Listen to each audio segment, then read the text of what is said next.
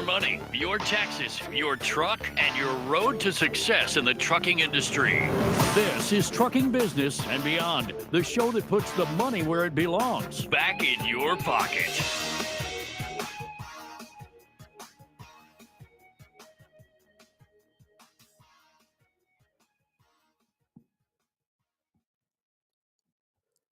Good morning, you beautiful bunch of fuckers, and welcome to my world. I'm your host, Kevin Rutherford. It is Thursday, July 25th, also known as my last day of work for a while. I've got an hour here this morning. It is a free-for-all. If you want to talk to me, you should jump in right now. Looks like we've got some calls coming in. Hit that call now button on your app, or if you're watching on the live stream, you can dial 855-950-3835. We'll get to the calls pretty quickly today. Afterwards, Kevin Beckett will be following up with Rolling Toe. He's flying solo today, so help him out. Start thinking of your alignment and tire questions now. It's hard to do a talk show if you don't have questions, especially if you're doing it by yourself, so be thinking about that. For the most part today, it really is a free-for-all. I'm looking for some good book recommendations, new authors, novels now. I don't want any work. While I'm off, I will probably do quite a bit of reading, but it will be just for pure enjoyment. So give me some ideas, new books, new authors. It's hard for me to find an author I haven't read, but I'm sure there are plenty out there. So give me a heads up on that. What else do I have today? That might be just about it. This has nothing to do with anything other than maybe just business. You know, I have talked over the years about companies that I really respect. I study their business models, watch what they do. And, you know, some of them have just become my favorite companies. One of them I talk about all the time, Southwest Airlines. I used to have to fly a lot. There was a year that I flew every single week the entire year. And that was when I settled on Southwest no matter what. It used to be that I would check prices, I would check schedules, I would go back and forth with, 6 or 7 different airlines and after a while I thought, you know what? I'm always happier when I fly Southwest. Everything works better. And I even got to the point with Southwest where I didn't buy the cheapest ticket. I bought the most expensive, and I bought 2 of them. And I talked about it. It allowed me total freedom on my schedule. If I got somewhere and a meeting was going really well and I needed more time, I would have a second flight booked for later in that day. The reason I could do that on Southwest is there were no penalties whatsoever. And I was flying so much, I knew I would always use the ticket. I'd be using it the next week. You get full credit for that ticket you don't use. So I would book 2 flights, and it just made my schedule a lot easier to work with. And at one point, Southwest has that companion pass deal, which was pretty cool. I had one of those for an entire year. Every time I flew, somebody could fly with me for nothing. I really liked Southwest, everything about the company. And I said something went horribly wrong with Southwest during the pandemic, and I'm not sure what it was. I almost felt like at one point the government was targeting Southwest for some reason. I really don't know what happened, but Southwest has not been the same. Now, I see a headline this morning, and I can't believe it. This is the biggest thing that makes Southwest different. For 50 years, more than 50 years, Southwest is the only airline I know of that has open seating. You buy a ticket, but that ticket gives you a number of when you board. It doesn't give you an assigned seat. And you just go in and you sit wherever you want to sit. And so the goal there is to get an early number so you get on the plane earlier and you have lots of choices. One of the things you get when you buy the more expensive ticket is you will be one of the first 15 people on the plane. not counting pre-board and a whole bunch of other stuff. But for the most part, once they start boarding, and if you're in the first 15, you're going to get a good seat. Like could get the same seat on just about every flight if I wanted it. Not only do I just like that because it's simple. If you watch how fast Southwest turns around a plane compared to the other airlines, and one of the biggest factors is that people don't have to try to figure out where their seat is. I've stood in enough lines waiting to get on airplanes. You just have to pay attention. You have the seasoned travelers who have systems and they're in and down and sitting and really efficient. And then you have vacation travelers. And I get it. When you don't travel a lot and then you have to travel for vacation, it can be confusing and it's stressful. That's just the way it is. And people have a hard time finding seats. And you'll be standing in line and you'll see 6 people ahead of you and everybody staring at their ticket, looking up, trying to figure out which row, which seat. It really takes a lot of extra time. So Southwest really turns planes around quick, getting them unloaded and reloaded. I have just really liked that policy, and Southwest is now dropping it. After more than 50 years, they're moving away from open seating. They claim that people who have flown on Southwest but then choose to go fly somebody else, they said 80% is because of the open seating, and 90% of their potential customers, people who won't fly Southwest because of their open seating policy. I'm a little shocked by that. When I talk to people who travel a lot, almost everybody that flies Southwest that travels a lot does it because they love Southwest and they love the open seating policy. But obviously, that's changing. I'm sure. Well, actually, I'm not really sure about much of anything. I might not be surprised to find out that Southwest has gone woke, and maybe that's what this is all about. Uh, we found out Harley Davidson surely went woke. So another iconic American company that will no longer be any different. Southwest will not. I doubt that their customer service will stay the same, and the friendliness of all their employees. And I have a feeling in a year or two, you won't be able to tell the difference between Southwest and United, and that's kind of sad. I guess shouldn't bother me much because I don't fly a whole lot anymore, and part of that reason is because of how bad it has become to fly. All right, it looks like I have got calls piling up on me, so I should probably get to some. Let's get started in Pennsylvania this morning. Brian, welcome to the program. Hey, Kevin. I did want to mention on the whole Southwest thing. I don't know if you knew this. They they had a didn't they just switch CEOs recently? But they had one for like a decade that really was just slash costs and make better numbers the next quarter, and that was it. I think that might have had something to do with how things have been going. Maybe things might get better. I don't know. Yeah, well, But I can tell you this: things will not get better for Southwest now. This is a big deal. This is why. So they say, they did the surveys, and that's, it's their company, and they say more people don't like it. But I think they're going to be shocked at how many really dedicated travelers they had that didn't even look at other airlines anymore. I just don't even look at other airlines. I don't go to Expedia. I don't go to Travelocity. I don't shop. I go to Southwest. I choose the flight that I want based on the times, and then I choose the most expensive option. And like I said, there are benefits to doing that. You're first on the plane. You get a free drink. Not that that matters. I always give it away to somebody, and you'd be shocked at how happy people are because you gave them a free drink coupon on a plane. Because I would get them all the time, and I don't use them because I'm traveling and it's business, and I don't want to be drinking, and so I always give my free drink ticket away.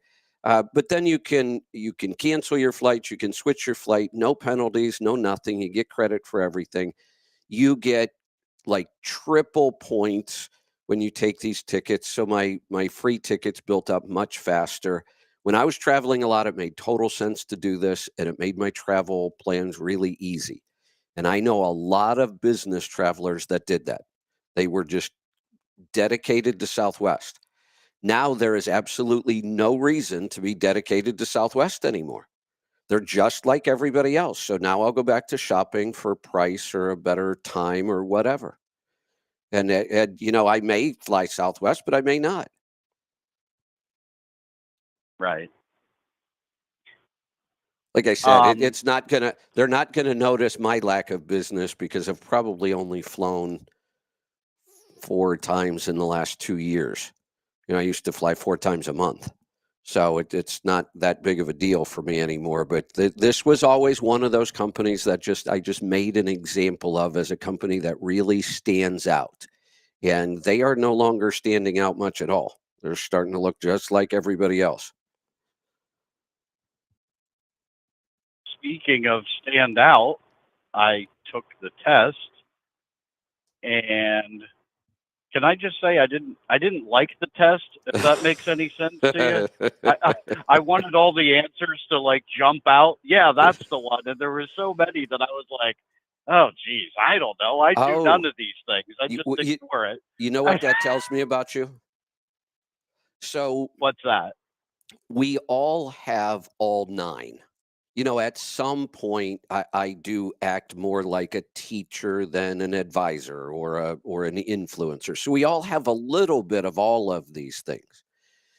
I think my top 2 are so strong. Like I said, I can take the test without reading the question.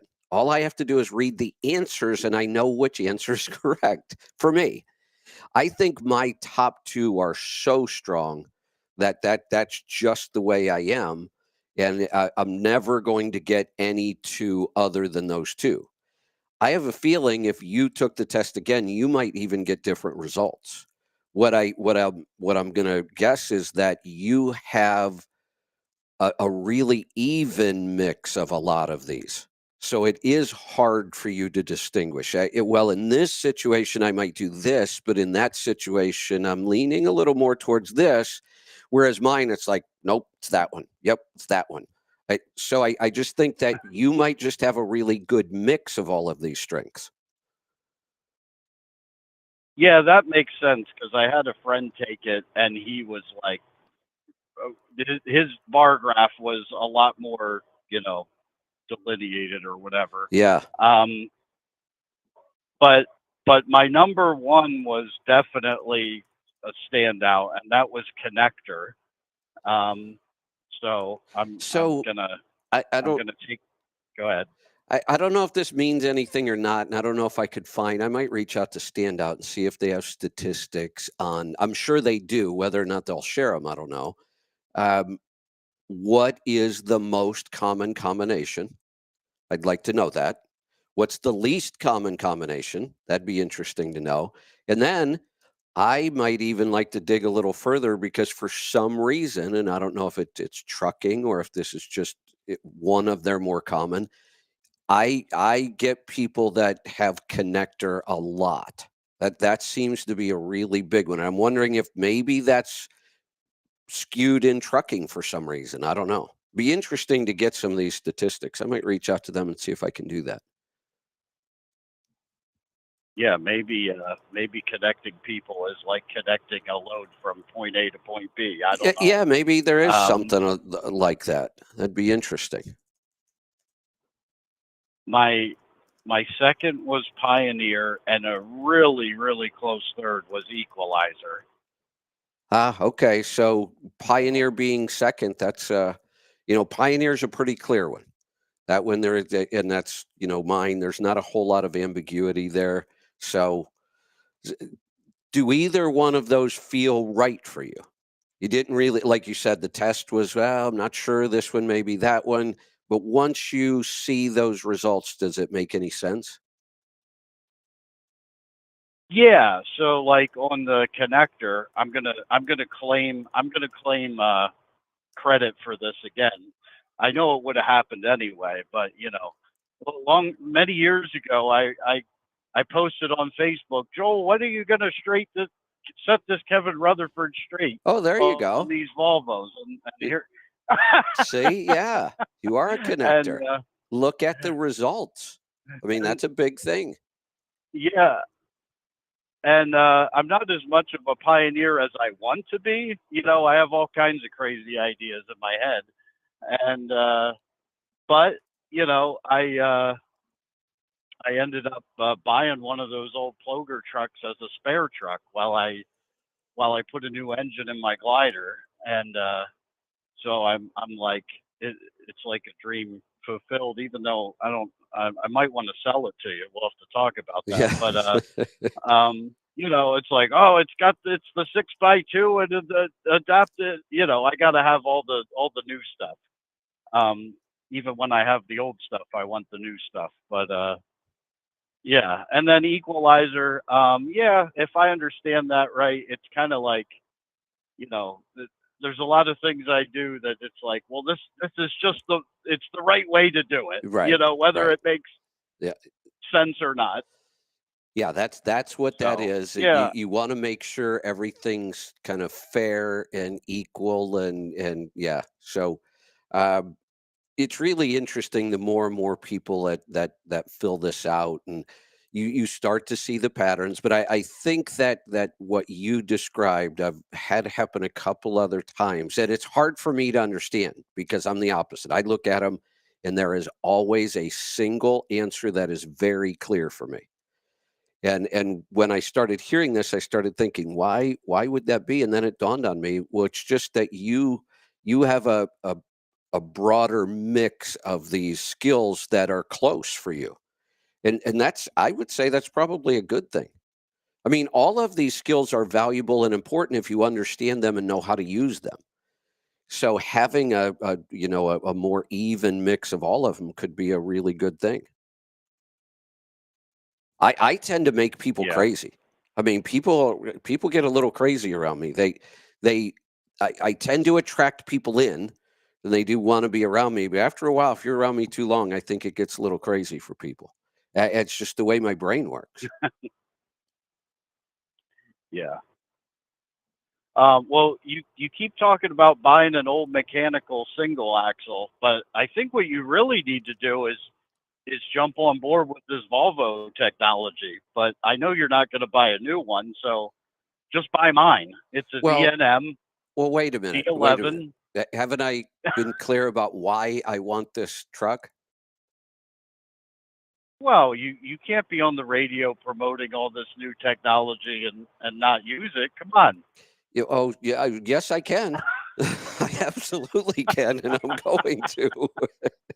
Now, I will say this. Uh, If I were going back to moving freight, actually, if I were going back to moving freight, the thing that I would really want to do, if I could do this again the way I used to test things, it's the pioneer in me. I would love to maybe buy 3 trucks, 2 for sure. And one would be the very best spec I could get on a Volvo for whatever operation I would design to go back to, um, and then I would want a Tesla. And I would run the 2 of them and compare them real cost all the way around, revenue, all expenses, lifetime cost of ownership, all that stuff, and really get good numbers. That would be a lot of fun. oh, you got to put a glider in the ring too. Come on. Yeah, well, there that would I'm be the third would be the third would be the signature truck number 3, and it would start with a glider, yeah. And that would be fun to There you to go. track all overall lifetime cost of ownership on 3 wildly different setups like that. And I would have to Right. say, since I'm dreaming here, if I had the time and the time mostly to do this, this glider would get built with an N14. I feel like I missed out on Oh that boy. engine. Like I just didn't realize how the potential of that engine. I've always said I think the Series 60 is the best diesel engine ever made. It might be an N14. Yeah. Well, I don't know. We'll probably never know. The thing that shocks me about them, that makes me think that, was the Series 60 early on, especially DDEC 2, 3, those were before we had any real issues at all. I said those engines are just about bulletproof. They'll run to 1.3 million miles over and over and over. You almost never open them up and touch them. Then I started getting calls from people with N14s that were going 1.8, 1.9, and 2 million miles without being touched. That was shocking to me. And we had enough of them. And when I say enough, it was maybe 3, but that's a lot. So I just started thinking that engine probably had more fuel mileage potential that we never tapped. And I don't know why it wasn't more popular. And I whatever, maybe Detroit just did Right. such a great job of marketing their Series 60. But if I had the chance again, I would want to build one with an N14 just to see what the potential was. Gotcha. All right. Well, I got too many notes. Oh, before we get into my profit gauges, I just wanted to say I think his name's Cole, that keeps stressing days over miles and time. You know, you can look at stuff hourly as well. Right. That's something that's near and dear to me. I run pretty tight regional, and you know, one of my main runs, I could be telling everybody, oh, if you're not getting 650 a mile, like, what are you doing? Yeah. But then you look at my, Oh. you know, my overall per mile is a fraction of that. And that's just how it is. That's, you know, I come back empty a lot of times, especially when the open market sucks. You know, you're better off just coming back empty and getting another one and keeping your daily revenue high, you know, Yes. and keeping your customer happy. Yeah, there Um, are, if you look at the way we laid out the profit gauges report, and you're familiar with it, we're looking at yours right now. We've got that first column, which is the raw number. That first column is the same information you would see on a standard profit and loss statement. That's what, and a standard profit and loss only has one column. It's just the raw numbers. Here's how much revenue you brought in. Here's how much you spent on fuel. Here's how much you spent on maintenance. And it's just the raw number for that time period. Then the next column over is per mile. About the only industry you ever even see this in is trucking. We do a lot by the mile, and it makes sense to track it that way. That's why we have it there. The next one is percentage of revenue. We show each expense as a percentage of the revenue that came in. And the reason I use this one, and I've used this column on every business I've ever run, this to me makes sense quickly.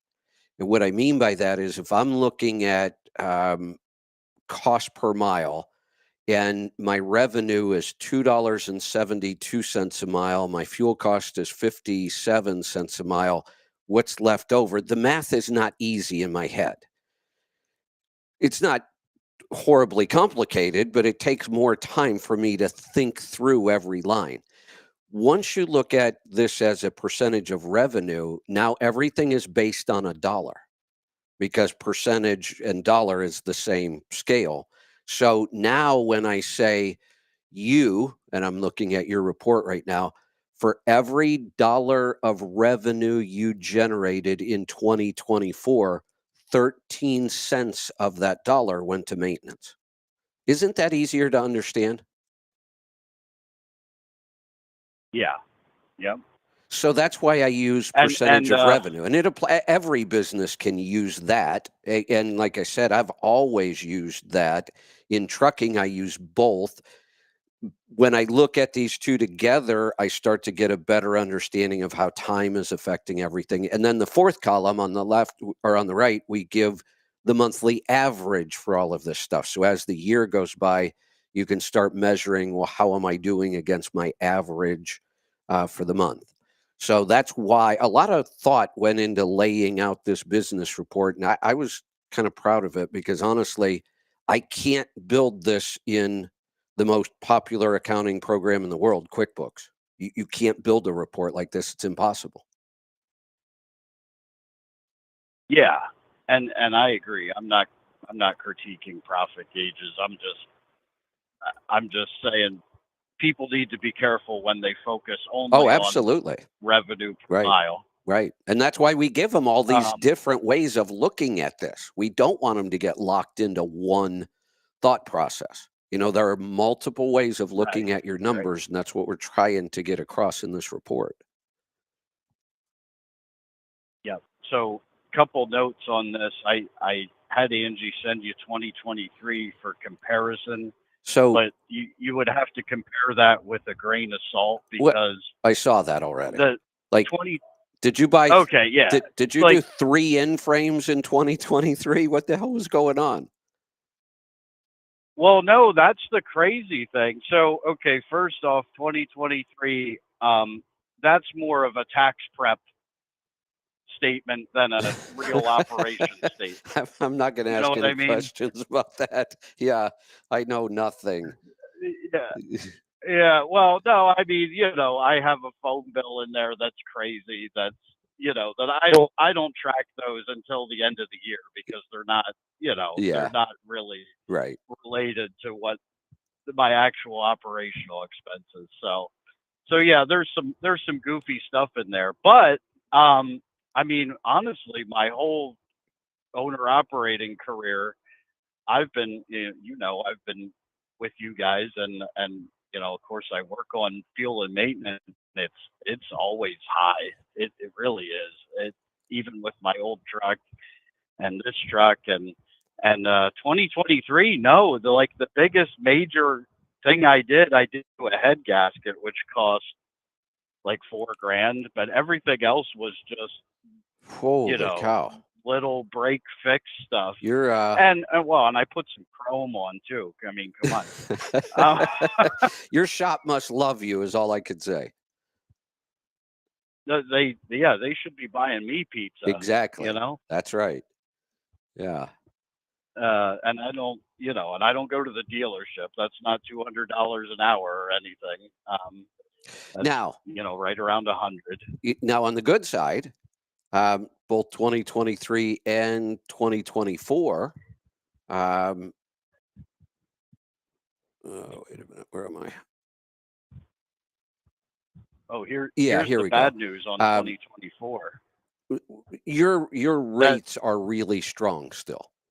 And if when I give the number, somebody, well, yeah, that's kind of the average. Well, no, it's not, because this is all miles. This isn't. You didn't get this as a rate. Your rate must be significantly higher than this most of the time to be able to average this. In 2023, you're averaging 227 a mile. That's still a really good rate. You managed to raise it in 2024, which is pretty awesome. You're at 241 a mile. That's a good number. and I don't really track this, but my best guesstimate is I got to be somewhere higher or lower than 50% empty. Wow. Wow. Uh, Yeah, that's it. So you found some good paying freight there. And I love the fact that I just watched a video this morning. Well, I started to watch it. Joel sent it to me, and it was somebody explaining, and the video was really well done. Like, I mean, the video work itself was really well done, and produced, and it looked pretty slick. And I ran out of time. I didn't have time to finish watching it, but he was explaining why we are now in the worst recession in history in trucking. And I thought, we're really not. I've been through several of these. This one to me has not felt that bad at all. Now, I know I don't own trucks this time, But I watch an awful lot of people that do own trucks. I look at reports like this almost every day, certainly every week. Yeah, and I'm not seeing this as the worst freight recession of all times. Because I'm still seeing a lot of people like you that are, it almost feels like business as usual.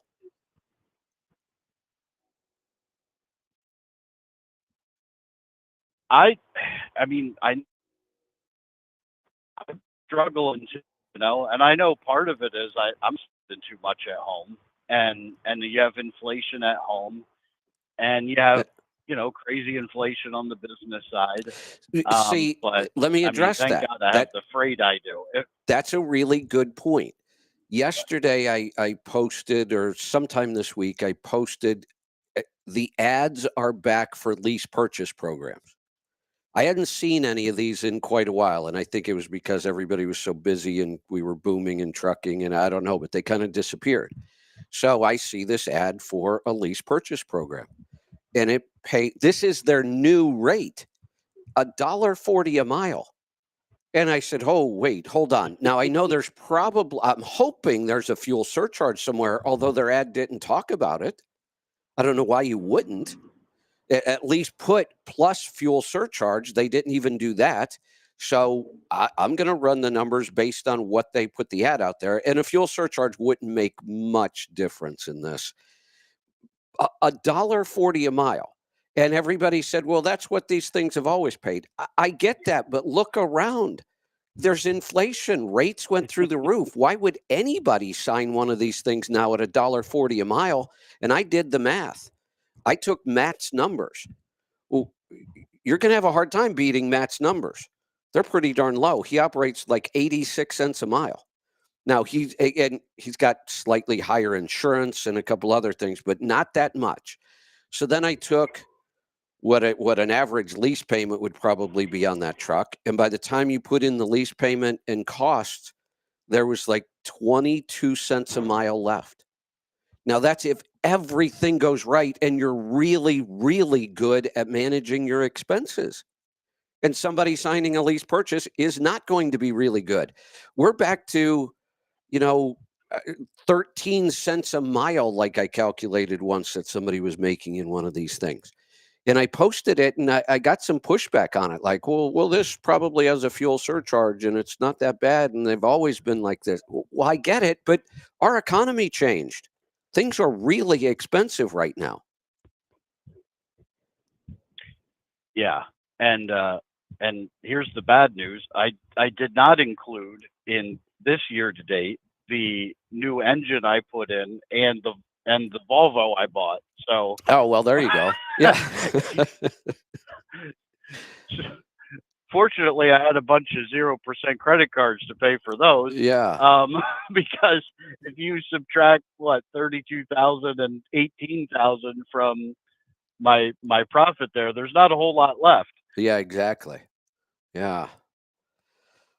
So, all right. but yeah, so we'll keep working on it. All right. Sounds good. We are going to move along. Good talking to you, Brian. Let's go to Illinois. Jerry, welcome. Hi, Kevin. You're running short on time, so I'll be quick on my book recommendation, but I've got to set this up first. Okay. I've got to have a setup first for it. There was a country music singer named David Allan Coe, and he sang a song, and at the end of the song, he said the author of the song had told him that it was a perfect country and western song, and he told him that it wasn't the perfect country western song because he never said anything about mama, prison, getting drunk, picking up trucks for trains, so he wrote another verse that had something to do with I was drunk the day Mama got out of prison, and I'd wrecked my pickup truck on the way to the train to pick her up, or something like that. So that was the perfect country and western song. So I've got the perfect detective novel for you now. Okay. It's got everything you need in it. It's got a cold case, a hot case, a murder, a thief. It's got sex and drugs and eccentric detectives. It's got everything you need in a detective novel, so it's the perfect detective novel for your little enjoyment on your vacation. The name of it is, and it's even got the perfect title, Holmes, Marple, and Poe. Just like boy. Sherlock Holmes, Maple Marple, Right. and Edgar Allan Poe. That's the name of the three eccentric detectives that started detective agency, and it's written by James Patterson and Brian Sitz. So that's your book recommendation for your little vacation. Well, thank you. I've got that. And I am going to get that one, but I have a little backstory on James Patterson. I was reading James Patterson probably 30 years ago. Really good writer. And then, I don't know, it seemed like about 10 years ago, he started this thing where he was coming out with a new book like every week. I'm like, what is going on? And then I realized they're all co-authored. It was like he put out just anybody bring me a book or a book idea or whatever, and I'll put my name on it. But they weren't very good. The couple that I read, and I kind of just stopped even looking at his books. Now, funny you bring it up today, because I just ordered a James Patterson book yesterday, because I was talking about Michael Crichton, and James Patterson just released a book, and it was an old manuscript of Michael Crichton that they never published, and Michael Crichton died. I've read 2 of his other old manuscripts that were finished by other authors. Now, I'm excited about this one, because here's a really good author, Michael Crichton, that starts a book, and then another really good author, James Patterson, is going to finish it. I'm excited about that one. But when he just started, it was like he would co-write a book with anybody. And there was a new one coming out every week, and I just kind of stopped paying attention to him. But did he co-write it, or did the other writer write it and just piggyback on his name? I always wonder about that when I see that. See, it seemed to me like it was the other writer doing most of the writing by far. And then James Patterson seemed like he was just kind of slapping his name on it. And I thought, well, this sucks. I want a James Patterson book. I don't want some schmuck I don't even know. And I can see that a lot of times. I think there's a famous author named Clive Cussler that lent his name to other authors after his death. I mean, his estate did. Because it continued on the series. In other words, he had a series and he died, and then other authors continued his series under his name, but also they obviously wrote it all because he died. So James Patterson is still alive, so I guess I don't know why he's doing that. But and I'm a huge Clive Cussler fan. I was reading Clive Cussler 30 plus years ago as well. And when that happened, I stopped reading the rest of those books. I had been reading that series. My God, I bet that series went on for 2 decades. And I'm trying to remember which one. He's got 3 or 4 now. His first big one with the ocean, Noah. Dirk Pitt, right? The Dirk Pitt series, right? Yeah, that must have gone on for 20 plus years. See, oddly enough, I haven't read any of those because there's only like 1 in 10 of them that are available on Audible. Oh, okay. Of the Dirk Pitt series, so I never did start that series, but I got the Oregon Files and the Isaac Bell series. It was all available on Audible, so I got through all of them. But that Dirk Pitt's, I know it's a really good series. My mother lists. What's that? Did you say Oregon series? Is that what you said? Oregon, Oregon Files is the name of it. It has to do with a kind of a black ops group that's kind of off the books, and they've got this ugly old barge that's a fantastically highly technical warship, and they go all around the world solving problems, and it's a neat series. Oregon Files is the name of it. But you just gave me a good one. I didn't even know about that one, and I love Clive Cussler, so it's been around for years. I'll go start that one. Some of it gets a little far fetched. How they can actually change the color of that old. I mean, they just got an old, what they call a tramp steamer is what it is, and it's like an old. It just looks like an old barge, and they've got a way they can pipe an ugly smell into the cockpit. So when they get boarded by customs officials or something, and Juan Cabrillo's up there, and he's old, dingy, dirty, ratty, and then it smells like sewage, and it's just so funny because down below it's a state-of-the-art, fantastically clandestine ship underneath the barge. So you probably enjoy it, maybe. I don't know. Well, you said you hadn't read it. the Dirk Pitt series gets pretty out there. I mean, he's like the, It may, yeah. the ultimate, superhero kind of guy, and he, always with. But I mean, it's just really, really good writing. Right. And the Isaac Bell series is completely different. He's a Pinkerton agent for back in like the early 1900s. Oh yeah. Yeah, he's I haven't read it's that an one interesting either. series too. But The only Clive Cussler books I've read are the Dirk Pitt books. and isn't that something? I've not read any of those at all, just because they're not hardly any of them available on Audible. Right. Isn't that something? Yeah. Well, enjoy your vacation, Kevin. That's about enough. I'm sure you got calls piling up, so I better let you go and get on to other calls. I always forget I have a time limit today, so let's go to Georgia. Antonio, welcome. Hello, how you doing, sir? Good. What's on your mind today? I was calling to try to see about I had a truck hit me last year, July. Okay. In Houston, but it wasn't like at traffic speed. It was like I was stationary, and the truck turned, unaware of his trailer evidently, and it drugged my hood. Okay. So I ended up carrying it to the shop. I was able to drive home, but I had to change my tire and stuff because the bumper was stabbed into the front tire. Right. Took it on to the shop. They insurance paid for it, but it was just cosmetic. So once I got the truck out of the shop, I commenced to driving and everything, and I just started to notice like a shake, bounce, or something in my passenger side steer tire. Okay. So people were telling me, man, check your kingpins, get in alignment. I did that several. Go ahead. Well, the first thing I was going to say is when something like this occurs, we always look back at what was the last thing that happened or the last thing that was fixed in that area. So when I hear we had a truck hit you on that side, I'm not thinking kingpins. I mean, you're not going to knock a king. So I do think that whatever happened probably did cause this problem. When you troubleshoot, you go for the most likely possibility first, or sometimes you just check the easiest thing to check first. This to me sounds like it's going to be a physical problem with the wheel or the tire.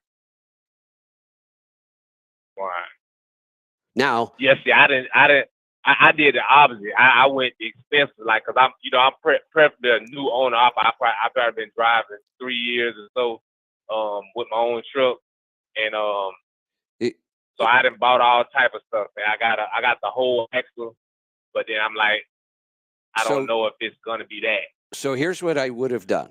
Cause I've changed tires in your situation. I could. You could get this troubleshot free. Yes, sir. If you were to pull in a shop like, Alignment Solutions in Kansas City, Chad Hone, and explain, hey, I got in an accident. Now I got this. He'll look the whole thing over and he'll figure out what's wrong for you. Yes, sir. I've been carrying it to shops, man. I carried it to right now. I'm from Florida, but I've just recently moved in last November to Augusta, Georgia area. Okay. And this shop is a reputable shop. I looked it up on Google. They got 5 stars, maybe like 200 or something. Wait a minute. What kind of is this? An Elite Diesel? Is this an Elite Diesel? So this is a diesel shop, not an alignment shop. Right. But I carried it to the alignment shop that the guy recommended, that company recommended. Okay. And they do like a manual, and he got everything aligned, supposedly. You know what I mean? Like I carried the petrol, they align it, and everything coming out green on the toe print. But the older guy, he don't have a toe print sheet because he's doing it old school way, I guess, or whatever. However they do it before they had those machines. So Antonio, what are you going to be doing in about 15 minutes? Nothing. I'm driving from Houston going to Tennessee. So Now, I could call them, even, if you don't mind, I could even put you back in the queue so we don't lose the call. okay. In 15 Okay, minutes, yes, sir. Kevin Beckett from MD Alignment is coming on and doing his show. This would be a great question for Okay, him. okay. He could go through this with you, and then if we can't figure it out on the air, and that's always a little difficult, an MD Alignment Yes, sir. shop, and he'll help you find one in your area. That would be where I would go next. Like I said, if you were anywhere near Kansas City, I'd send you into Chad and say, look this over and let's try to figure out what this is. Again, I'm going to assume right now, because I don't know all the history, I'm going to assume the most likely cause of this problem was the accident. So let's rule that one out Right. first, or figure out that that's what it is, and here's what we have to do to fix it. Right. Yes, sir. Does that make Okay, yeah. sense? Because I got, like I said, I've been just buying up parts. Yes, sir. Yeah, I just been buying up parts. And I haven't got Yeah, these so- put on yet. I just got them because it takes Henderson so long to get it. So So here's people what you're saying, doing. man, it So might there, be the bent front axle. there is a lesson here for you. So we'll go through it. Yes, Here's sir. what you're doing. We call this throwing parts at it. We're Parts, not. exactly. That's Yeah, what it, we're that's okay. my old school guy told. Maybe that's the problem. Let's try that. Well, that gets really expensive. So one of the things Yeah. that every shop I work with, one of the first things I check is, are they really good at troubleshooting? Yeah, and Pittsburgh Power is one of the best. Right. When we talk about Pittsburgh Power, and Leroy's really good at this, him and I talk about it. The way you troubleshoot a problem is we look at the problem you've got, this bounce, hop, whatever it is. And in my most of the time, I just do this in my mind, but I could just put it on paper before I even touch this thing. I'm going to list all the things in my mind that I know could cause that. It could be a bent rim. It could be a broken belt on a tire. It could be, and I just go through the list and I write them all down. And then, like I said, I have a couple methods of looking at this list. One is, did we just work on this area or this problem? And a lot of times that's the case. And if that's the case, we're going to go back to the last thing that happened and assume that it caused the problem first. The next way I look at the list is, what is the easiest and cheapest thing on this list to rule out? So a bent rim is pretty easy to find. I don't need any special tools. I don't need any special knowledge. I can just figure out if the rim's bent. So I'll check that because it's easy and it's cheap. There should be some signs if it's a damaged tire, like a broken belt. Again, I can troubleshoot this myself without a lot of cost. Then if I get to a point and I still haven't figured it out, then at some point you might have to start throwing parts at things. Like occasionally, that's just the way you've got to do it. But that's always last for me. I'm just going to look at this and say, what are all the things that could cause this? Put them on a list and then start checking them off until I find the problem. Yeah, because I just had changed. Well, I had prepped with brand new Goodyear tires on at the time, and the guy with the old school guy I went to that they recommended me to, he put some type of tool up to the tire and had the steers rolling. The driver's side was like doing like a slight up and down. He said that's nothing. You know what I mean? Like that wouldn't cause no shaking or bouncing or whatever you said. So he went to the passenger side. Wait, I'm not. I know this guy. You say he's old school and sounds like he's got a lot of experience. I'm not so sure that I agree with that. I'd have to know a little more about that. Right. If I can see a visual up and down movement, there's a good chance that could cause a problem at 45 miles an hour or some other speed. So here's what I'm going to do. I am going to put you back in the queue. We've only got 10 minutes now, so yes, sir. I'll put you back in the queue. Sir. And when Kevin Beckett comes in, I will bring you back in, and you can be his first call today. Let's go to Tennessee. Brian, welcome to the program. Morning, Kevin. Yeah, I just got a book recommendation for you. It's called Raid on the Sun, and it's about the Israelis back in the early 80s on how they're planning how they acquired the F-16 fighters, and how they pulled off the when they took out Saddam Hussein's nuclear reactor he was building. That was given to him by or bought from the French. That sounds like a good book and pretty timely right now, considering what's going on in Israel. Exactly. Yeah. And I mean, Iran's getting close, if not already, and I think it talks about how Israel they deceived the American government on why they wanted the F-16s and how they acquired nuclear weapons or power and all that. So it talks about that. I think it's written by one of the pilots that was in the Israeli Air Force at the time. So that took part in it. You it's brought by up Roger R.O.D. Oh, go ahead. Yeah, I'll find it. It'll be easy to find. Yeah. You brought up the nuclear program, and one of the stories that I'm shocked that it doesn't get told more often, and I didn't even know about this had I not found it in some other book. When we took down the Iranian, it was their nuclear program where they process the fuel, and we do allow countries to process fuel for energy, right? The enrichment process, but not for weapons. So we have to kind of watch them. And we were aware that Iran was trying to build weapons with this program. And do you know how we took it down? And I tell this story because people need to realize that this kind of stuff has been going on for quite some time now, and it could also be used against us. We were able to get into their computer systems of that facility, and somehow we were able to speed up all of the processes, but hide it from them. Like we hacked all the measuring tools and all the gauges that they would monitor on these things. And all the gauges and measuring tools were showing that everything was completely normal and there were no problems. And we spun these machines up so fast they destroyed themselves. And nobody saw it happening because we had also hacked all the safety systems and the gauges. And I just want people to understand there are lots of countries around the world that now have those kind of capabilities. That could happen to us. Yeah, evidently they sent their pilots over to Hill Air Force Base up there in Utah to be trained on the F-16s, and the F-16 was the only one that was going to be able to pull it off and all that.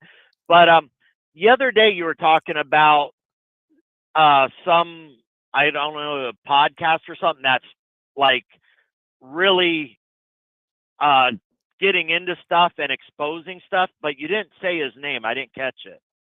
Oh boy. What was it about? Was it health, business, politics? Do you remember? I don't remember.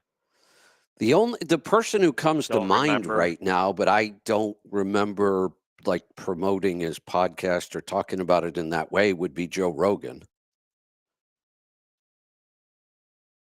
Yeah.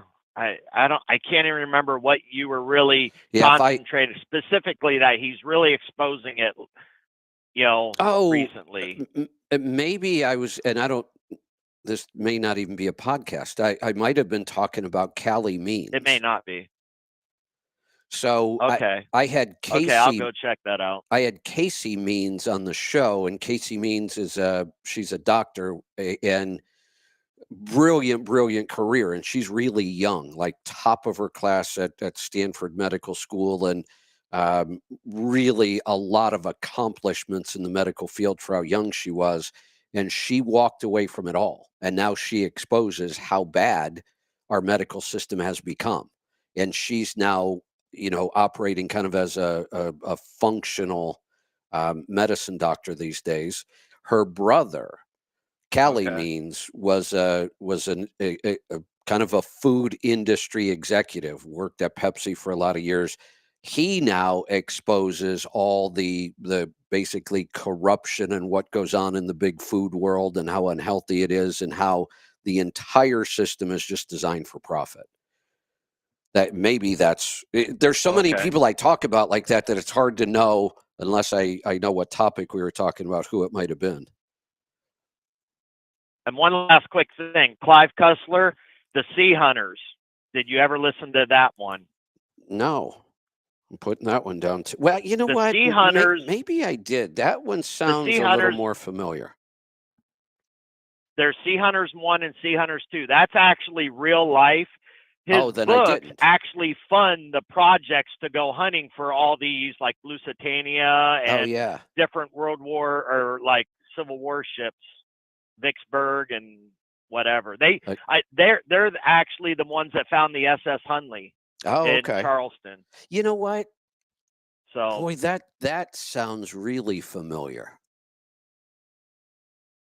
but he talks about how the backstory, then how they went ahead and they found whatever they were looking for at that time. But anyhow, all right. Well, I will let you go. Thanks for your time. You're welcome. Thanks for the recommendations. One of the things when you read as many books as I do, and you've been reading them for 5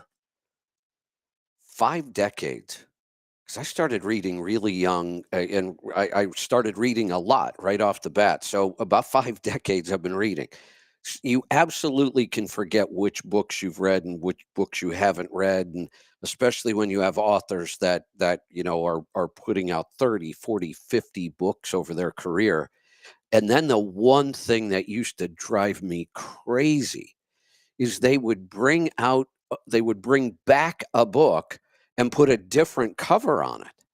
It doesn't matter much now because on my Kindle, I never really see the cover anyway. But when I used to buy books, I could recognize a cover.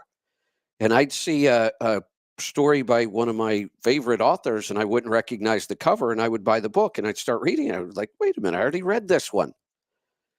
And I realized they do that a lot. All right, let's go to Virginia. Steve, welcome. Hi, how you doing, Kevin? I got a quick question for you. I'm looking at a truck. It's a DD15, 505 horsepower, 373, 46 rears. This is for a heavy application. But what I'm concerned about is that, do you know anything about the 6-speed fully automatic Allison 4000? Yeah, they're awful. Awful. Well, So here's the problem. I shouldn't say right? that. They have a really good use. I have one in my Coach, so I'm very familiar with that transmission. Okay. In a Coach, they're beautiful. You have no idea that thing even shifts at all. It's so smooth. One of the smoothest transmissions I've ever driven. It'll handle a lot of torque. It has some positives, but not when it comes to being efficient in a Class 8 truck. It has one of the deepest overdrives I have ever seen. And the overdrive is like 0.6 something. So that is Yeah, it's pretty low. So I think it was 0.71. It's a highway version of the 4000. Yeah, some of them, I think the final ratio on mine is in the 6s, 0.6 something. And when you only have 6 gears and one of them is that deep of an overdrive, that gear is just not efficient. True automatic transmissions are not as efficient as manual transmissions. And now all of this is that some of the new technology can change some of this, but this particular 6-speed, unless we could talk about your operation, if it's really specific, sometimes this transmission might make some sense. But most of the heavy haul and not heavy, so OTR.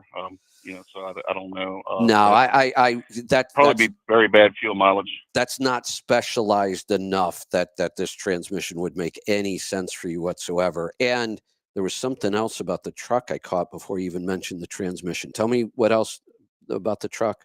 Was it DD 373 gears? Oh, DD15 505. When I heard 373 gears on a newer truck, that just caught my attention. That's horrible, but now I understand why.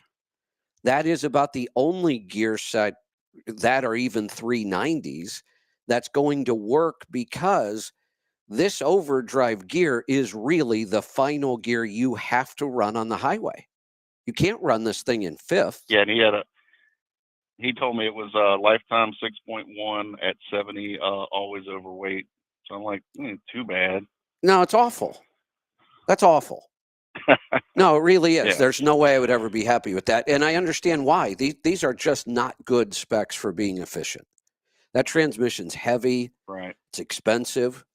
If you ever have to have it worked on or replaced, and you shouldn't. They are pretty bulletproof. I will say that. They're very well built. I have no problems with the quality. It just doesn't fit our application over the road. Okay, I'm gonna go ahead and wait a little bit then for something else to pop out. Yeah, I appreciate would. it. I would not take a chance on this truck. Like I said, if there was some really specialized application, it might work. All right, Kevin, I see you there. I will be coming to you in just a minute, and you and I are going to tag team the first call. We have one more call to knock out, and then we'll get to rolling toe. Paul, welcome. Howdy, I'll be real quick. So the last trip I came back from New Zealand, the first class passengers get on the plane first, and then the cattle class, which is how I fly, you start loading from the back of the plane towards the front. It's a lot quicker. And then you mentioned about... But I swear I've done that. A lot of airlines do just what you said, first class, point hold, all that stuff. And then we start the regular, the schmucks. Let's load all the schmucks now. A cattle call, I've heard it. No matter where you load from and to, you still have the people who don't fly enough to know where their seat is supposed to be. Yeah, I mean, if you fly, to open the luggage compartment. Yeah, if you fly a few times, you kind of know. Okay, the seats are in order from one to whatever. One's at the front, the highest number's at the back. So you kind of know if I have row 23. Don't start looking up at the tags as soon as you get in the plane because you're nowhere near your seat yet. Then you should realize that all airlines letter the seats starting from, if you're walking down the aisle towards the back of the plane, it's usually from the right, A, B, C, D, E, F, if it's a 6-seat, a narrow body aircraft. Yeah. But if people don't know that, they might be in row 23D, and they should know that it's way in the back and on your left. But the minute they get by the seats, they start looking up at the tags and then down at their ticket and then up at the seats. And when you've got 300 people doing that, it takes forever to load the damn plane. Yeah, getting on a 747 with a 10 seats wide. Oh, I refuse to fly wide body planes for that reason. I mean, wide bodies are horrible for a lot of reasons, and that's one of them. They take so damn long to load and unload. Here's where why this was kind of a big deal for me. When I was doing most of my flying, by far, was when I lived in Orlando. Well, guess who flies in and out of Orlando all day, every day? Disneyland. Yes, tourists. Disneyland people. Not business Mickey travelers. Mouse people. It's a bunch of tourists, and it's tourists with kids. Screaming kids. Right. So now and then when they get back on the plane, not only do they have way too much luggage that they took on vacation with them, now they have all their souvenirs in bags, and they can't figure out where they're supposed to put those. And it just... Flying with a bunch of tourists is difficult. And when you fly in and out of Orlando, that's all you have to deal with over and over and over. So Southwest, a lot of tourists won't fly Southwest because they don't understand and they don't like the open seating policy. That was the beauty of it all. And now that they're dropping that, they'll just be like everybody else. One other thing, you mentioned about an N14. Yes. One of your listeners, Kim/caller, he has an N14 FLD Freightliner for sale. It's about a 96, I think. Pittsburgh Power worked on it, and it's probably a real good starter truck for someone. I'll bet it would be. So, well, I can't think of a more practical truck than an FLD with an N14. It's a mid roof. Yeah, that's looks pretty good. So Yeah, that's a pretty good combination. All right, Paul, thanks. I am going to bring in Kevin Beckett from Rolling Toe and MD Alignment. Kevin, welcome. Thank you. You're solo Happy to be today, here. huh? I am. Mike is driving all the way to Oklahoma today, so Are you? That's a long way. it is. Well, for him, that he's bad. this is before the cataract surgery, so okay. only during the day. Got it. All right. So, are you licensed to fly solo? No. Okay. So we won't tell this will anybody. be a first time thing. We're going to skip the licensing thing altogether. Yeah, we won't tell anybody. I've helped though. I already have 2 calls waiting for you. All right, excellent. Yeah, I see that. And one of them, great. I was talking to about 10 minutes ago, so I'll kind of set it up and then I'll turn this over to you. He was in a parking lot somewhere and somebody cut the corner short and hit his right side passenger fender wheel with the trailer. He puts it in the shop, gets all the body work fixed, gets out of the shop. Now he's got some horrible bounce, and it feels like it's coming from the right side of the truck. So he was just throwing parts at it, and nobody seems to be able to figure out what it is. And I said, well, you should probably go back to the area where we had the damage. Seems the most likely. And I kind of told him if he would have pulled into an MD alignment shop like Chad's, they probably would have done all the troubleshooting for him free instead of just throwing parts at him. Right. So I figured you could probably help him. Go with him. the inexpensive stuff first. Yeah, and if you can't figure it out on the air, you'll send him to somebody who will figure it out for him. There we go. All right. Have a great show. All right. Well, thank you. It's all yours. All right. Let's see. All right. So I'll bring in Antonio, I think is the one now, because he's been on for like an hour. Is this the guy with the wreck? Yes, sir. Yeah. Yes, sir. All right. So, let's see. From what I heard just now from Kevin, I guess I better go back over it because I bet that whole thing ended up on a different podcast. So, what happened to your truck?